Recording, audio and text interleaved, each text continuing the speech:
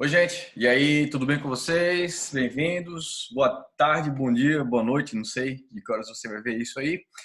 Mas esse é a nossa primeira aula, perdão, nossa primeira aula sobre farmacologia, só que no modelo invertido, né? Usando a chamada sala de aula invertida.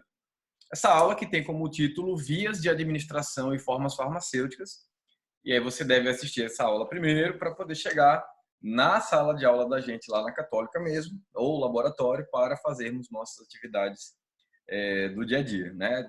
Com outras metodologias ativas que a gente vai estabelecer e realizar em sala de aula, certo? Então é isso. O tema de hoje é para falar um pouquinho sobre como os medicamentos são administrados e que tipo de produtos são utilizados para que essa administração seja feita de uma forma bem adequada, né? Que é o que nós chamamos de formas farmacêuticas. Na aula passada, nós trabalhamos o conceito de formas farmacêuticas.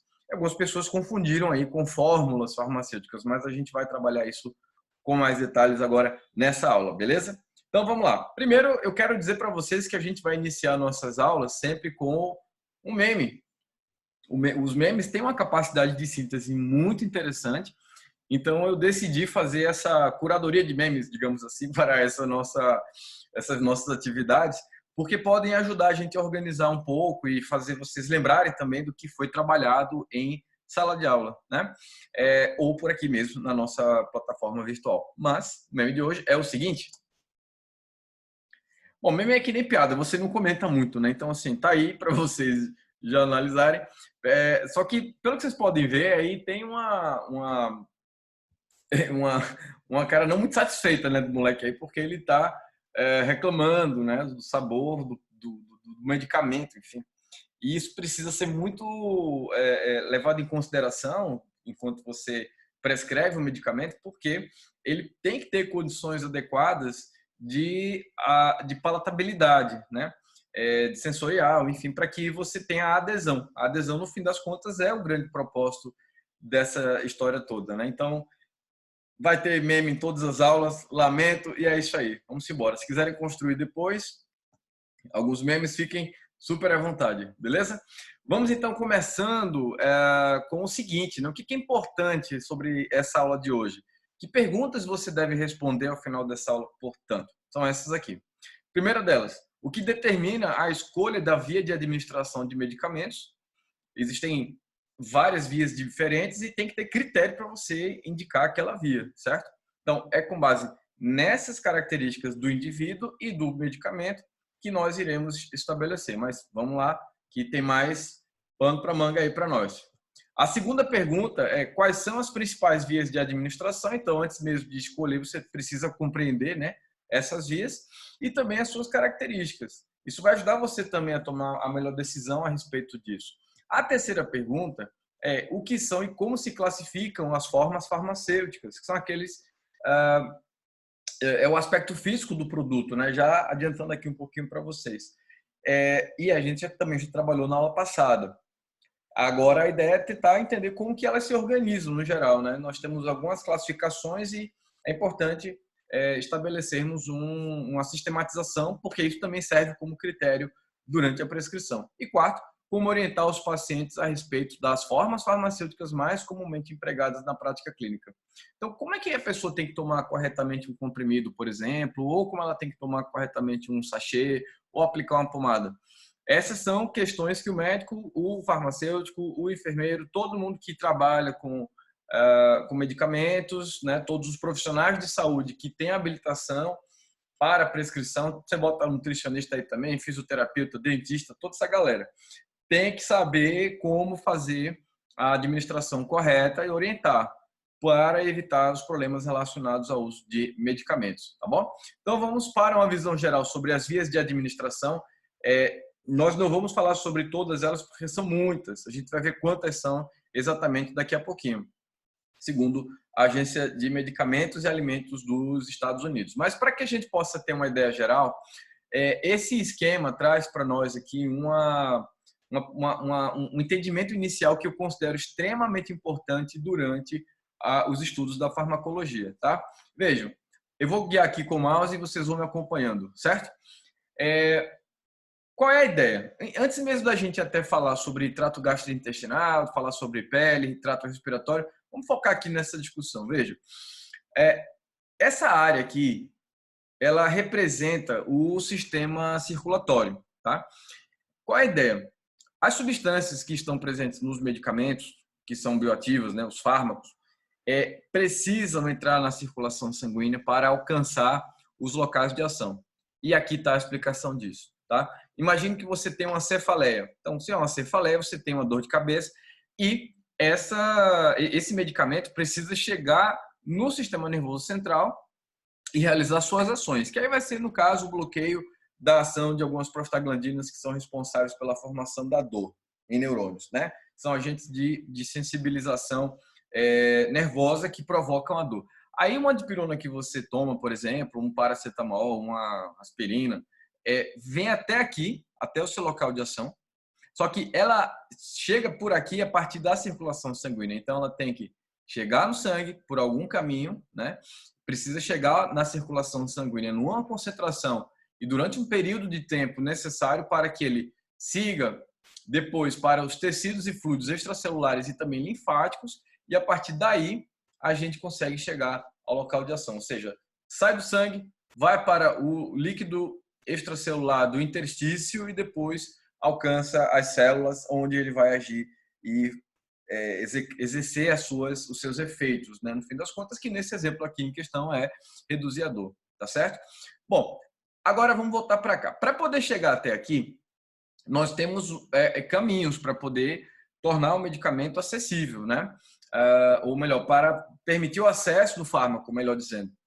Se a gente fizer uma análise pela via oral, que nesse caso é uma das vias que é a única via que a gente vai estudar nessa aula de hoje, tá? A gente vai ter outras aulas aí relacionadas a vias de administração, mas hoje nós vamos dar uma ênfase maior para a via oral, dada a grande quantidade de informações e também pelo fato de ser uma das preferências de boa parte dos pacientes. Então, para que a gente tenha o produto chegando no sistema circulatório, entrando pela boca, digamos assim, né, com o processo da deglutição, então nós temos esse caminho aqui, ó, boca, depois desce pelo esôfago e vai para o estômago, né, passando pela faringe, obviamente, depois intestino delgado, e aí no intestino delgado, especialmente, nós temos uma comunicação com o sistema vascular específico do intestino que leva posteriormente ao sistema circulatório.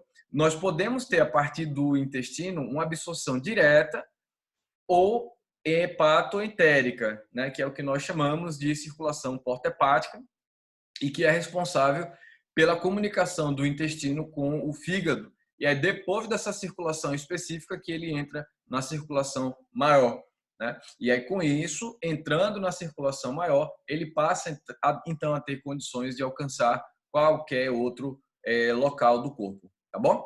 Pode ir para o intestino grosso também, mas o intestino grosso tem uma limitação quanto ao processo absortivo. A gente vai falar sobre isso quando falarmos sobre absorção retal, especialmente. O reto também, que de forma mais específica tem preparações ou formas farmacêuticas mais apropriadas e que também permite uma absorção sistêmica. Ok? Muito bem.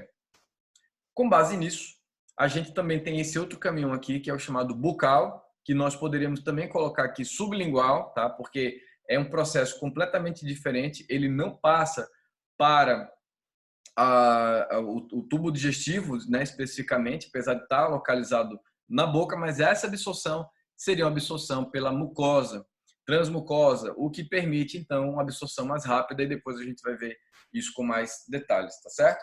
Então, nesse caso aqui, não há o contato com a circulação porta-hepática ou enterohepática ou hepatoentérica, como queiram, beleza? Muito bem. Aquilo que não conseguir passar pelo reto segue direto para as fezes. Então, já passa para os processos de excreção e eliminação, tá certo? Agora, se você leva em consideração que ele entra, ou aquela fração do medicamento, do fármaco que estava no medicamento, melhor dizendo, e conseguiu entrar no sistema circulatório, bom, daí nós temos condições de espalhar para outras partes do corpo. A meta é poder chegar no local de ação. Mas a partir dessa distribuição para vários outros órgãos, nós também podemos armazenar esse fármaco. Ele pode ficar preso no tecido, em decorrência das suas características físico-químicas. Então, por exemplo, fármacos mais lipossolúveis podem ficar mais presos no tecido adiposo, né, em decorrência da solubilidade nas gotículas de gordura que fazem parte ali daquele tecido, daquelas células, né? Bom, e aí com base nisso, isso é um processo que tem um certo equilíbrio, né? Pelo que vocês podem ver, seta para lá e seta para cá. Então, à medida em que nós vamos reduzindo a concentração aqui, nós também reduzimos a concentração aqui e a concentração aqui. Do contrário, é a mesma coisa. À medida em que vai entrando o fármaco no sistema circulatório, você passa a ter, então, um aumento nas concentrações nesses fluidos extracelulares e linfáticos e, com base nisso, no local de ação e armazenamento consequentemente, tá bom? Levando em consideração também que nós podemos ter a passagem do sangue diretamente para os rins e fígado, nós temos nesses dois aqui dois órgãos importantíssimos para processos de eliminação de fármacos e também dos seus metabólicos, que a gente vai ver isso com mais detalhes lá na frente, tá?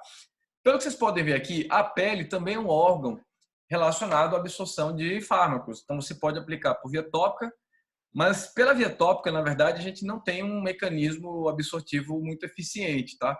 Então, a tópica, na verdade, nós entendemos ela como não sistêmica, apesar de poder haver absorção sistêmica de forma acidental em caso de ferimentos ou em caso de uso de substâncias que apresentam boas características de permeação pela pele, como os corticoides. Depois a gente fala sobre isso na última aula, inclusive, da gente nesse semestre.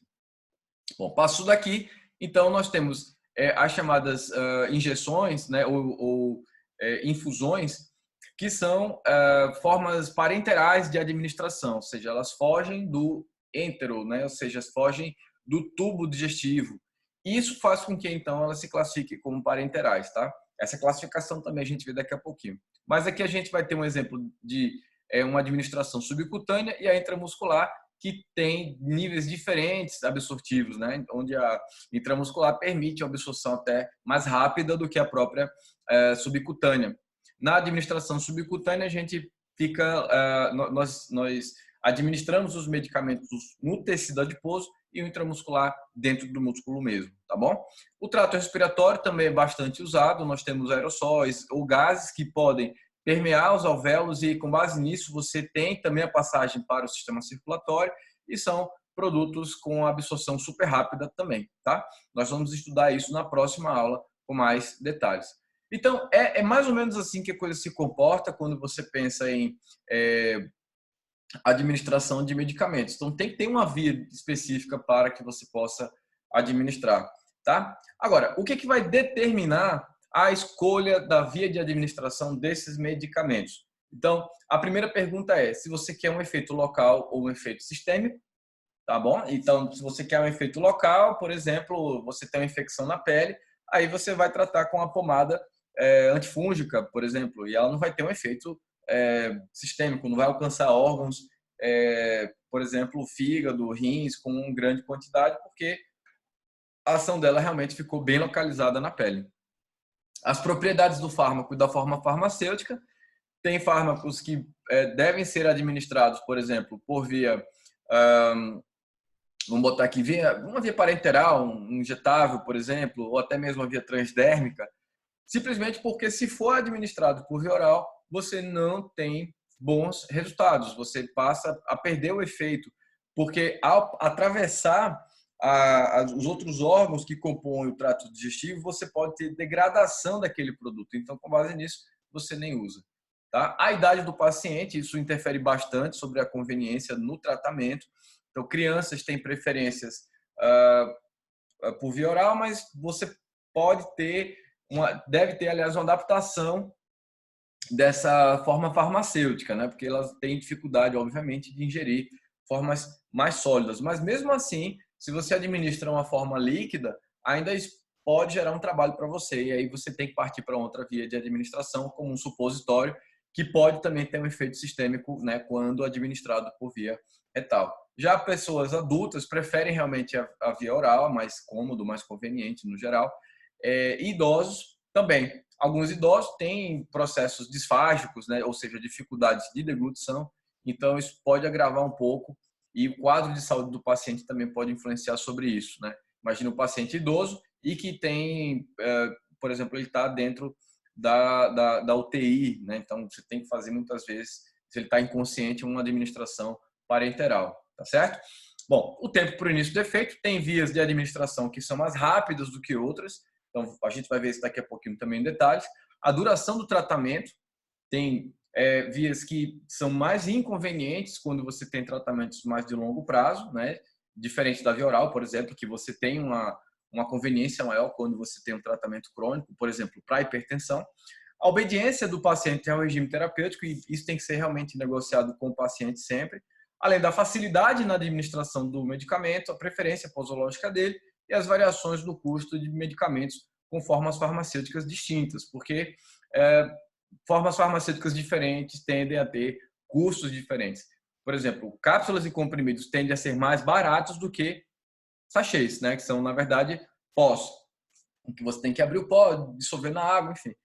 Nesse caso, o processo de produção é um pouco mais caro, e isso pode encarecer um pouquinho. Agora, uma pergunta que eu deixo para vocês aqui. Vocês têm ideia de quantas formas farmacêuticas, ou melhor, quantas vias de administração nós temos registrados hoje? O FDA reconhece pelo menos 119. É loucura isso, né? É uma loucura. É muita via diferente. Você pode administrar medicamentos por 119 caminhos diferentes, que tem cada uma delas características diferentes. Mas a gente vai estudar as 119, Leandro. Deus livre vocês desse sacrilégio aí. Isso é uma tortura. Tá? Então, podem ficar tranquilos, porque a gente vai trabalhar essas que estão aí. As 105 que estão aqui destacadas no final desse esquema, não. A gente vai passar para o nosso desenvolvimento aqui da disciplina. Isso não importa nesse momento, tá bom? Então, via oral, via sublingual, bucal, retal, tópica, transdérmica, intranasal, respiratória, vaginal, oftálmica, intravenosa, intramuscular, subcutânea e intradérmica. E aí encerra os nossos conteúdos relacionados a vias de administração, tá bom? Se você tiver mais curiosidade, consulta esse link que está aí abaixo, que é um link do próprio FDA, que ele define, registra e conceitua, melhor dizendo, essas vias de administração diferentes, tá bom? Então, vamos falar da nossa cereja do bolo, via oral, que é o que importa para a gente aqui hoje. A via oral tem formas farmacêuticas que são as mais utilizadas no fim das contas. São formas farmacêuticas que geram uma certa conveniência, né, por uma parte dos pacientes.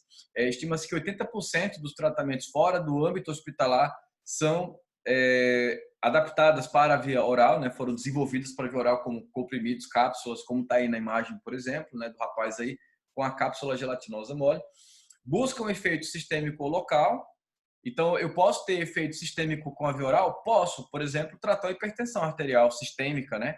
O fármaco ele entra no sangue, se espalha para o corpo todo, chega no seu local de ação, aí vai causar o quê? Vasodilatação, ou então vai reduzir a frequência cardíaca, vai reduzir a força cardíaca. Então, de alguma maneira, você vai ter a diminuição da pressão arterial. Isso é o que nós chamamos de efeito sistêmico, tá?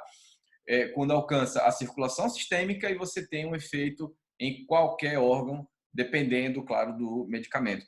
E o local, nós temos alguns exemplos, né? Quando você vai tratar enfermidades que estão relacionadas ao trato gastrointestinal, como suplementação de enzimas, por exemplo, quem tem intolerância à lactose, toma lactase para melhorar a digestão da lactose e não ter aqueles desconfortos gastrointestinais clássicos de quem tem intolerância.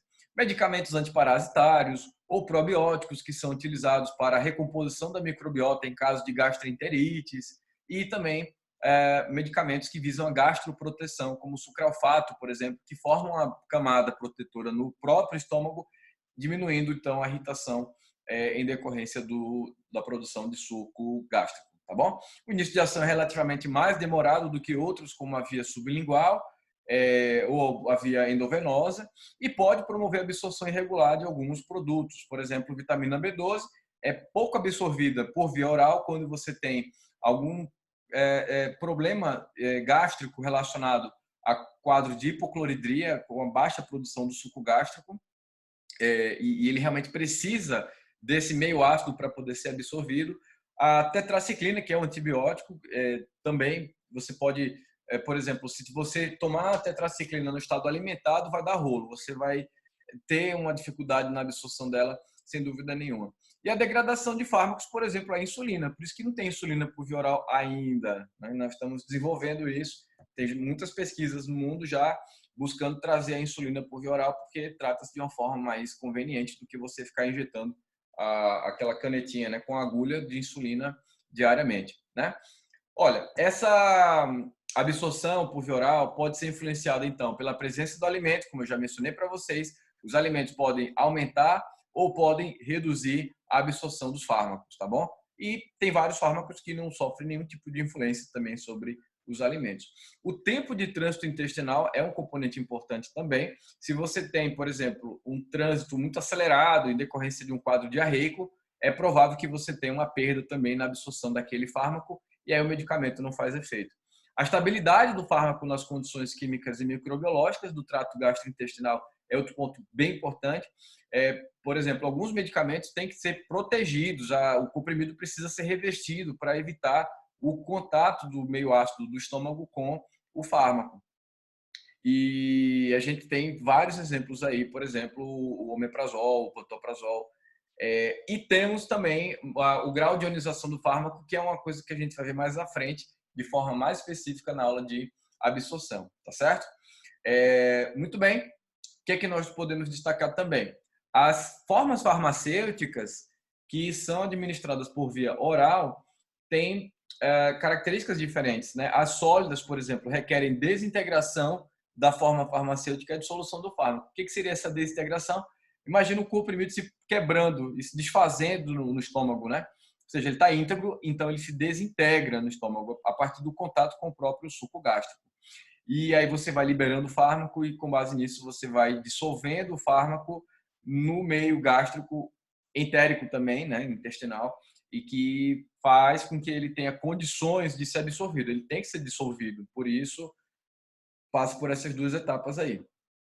As suspensões orais, que são formas farmacêuticas que não são líquidas, né, claro, mas nesse caso você não tem a dissolução do fármaco no veículo da suspensão, aquela água, né, que fica ali naquela embalagem. Então você precisa, inclusive, agitar essa suspensão e depois tirar aquela quantidade do medicamento e administra. Mas ao chegar no trato gastrointestinal, ele precisa ser dissolvido naquelas condições específicas, tá certo? Tem ambulância aqui, talvez, não sei se vocês estão ouvindo, perdão se estiverem ouvindo a ambulância, mas ela vai passar.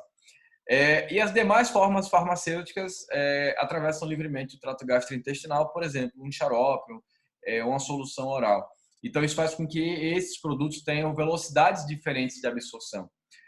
E outra característica importante é o risco de efeito de primeira passagem hepática. É uma coisa que a gente vai trabalhar na nossa aula presencial, mas é aquilo que eu falei para vocês. Quando você tem a absorção pelo intestino, é muito provável que aquele fármaco siga antes para o fígado. Chegando no fígado, ele pode sofrer uma degradação química, uma modificação química, que é o que nós chamamos de efeito de primeira passagem hepática. O problema é porque isso pode muitas vezes reduzir a atividade do fármaco, beleza? Bom, nós temos também comprimidos especiais, que são chamados sistemas de liberação modificada, que nós vamos também ver bastante aí durante esse semestre, mas só para citar, temos esses 5 tipos de medicamentos aí, né, de comprimidos, digamos assim, que têm formas diferentes de liberar o fármaco dentro dele. O de liberação retardada, que é o chamado XR, né? A droga, essa liberação da droga não ocorre logo após a sua administração, ela demora mais tempo para poder ser liberada. A de ação repetida, que é uma que a droga ocorre de forma mais intermitente após a sua administração. A sustentada, que é aquela que tem a liberação da droga mais lentamente. A controlada, que é uma que apresenta uma liberação constante, né, ao longo de um período de tempo. E a aumentada é aquela que tem uma velocidade maior. Normalmente, uma liberação com maior velocidade, né? Normalmente, formulações, por exemplo, chamadas de comprimidos orodispersíveis. Você bota na boca, deixa pouco tempo na boca mesmo, ele se dissolve e você já deglute rapidamente. Para situações em que você precisa absorver mais rapidamente, essa última seria mais recomendada, tá bem? E ainda temos, como uma última consideração a fazer sobre a via oral, A administração de medicamentos por meio de sonda gástrica ou nasogástrica, que é uma possibilidade também, requer que o medicamento esteja dissolvido ou pelo menos disperso, né, em forma líquida. Você não vai botar um comprimido, por exemplo, numa sonda. Você tem que primeiro, se for uma forma sólida, triturar, dispersar em água, ou pode ser também uma forma líquida. Aí sim, você vai pegar uma solução e vai colocar na sonda nasogástrica na dose correta para garantir que o produto seja absorvido nas condições gastrointestinais, né? Sonda gástrica, que é aquela que já está diretamente localizada no estômago, ou a nasogástrica, que sobe, ou talvez desça, né? Melhor, seria o termo mais adequado, pelo nariz, tá bom? Pelas fossas nasais. Precisam ser viáveis do ponto de vista farmacotécnico, você não pode fazer isso para qualquer medicamento. Tem medicamentos que são contraindicados por essa via, inclusive essa discussão que a gente tem com mais afinco com os farmacêuticos, né? Se você trabalha numa equipe multidisciplinar, e também contraindicado em pacientes apresentando vômito ou síndrome de má absorção, porque isso pode gerar outros agravos em saúde e o paciente pode, por exemplo, se engasgar, pode ter uma broncoaspiração em decorrência disso e ter outras complicações respiratórias e pode levar até óbito. Então, assim, não é para usar mesmo, tá bom? A gente vai, então, trabalhar na nossa próxima aula vias de administração de medicamentos e formas farmacêuticas na segunda parte e vamos ter a nossa atividade referente a essa aula de hoje na nossa sala de aula, na nossa próxima aula presencial, trabalhando uma metodologia ativa, tá bom? Então, galera, é isso. Valeu pela atenção. Espero que vocês tenham gostado aí do formato e a gente se vê na próxima aula presencial. Valeu, um abração.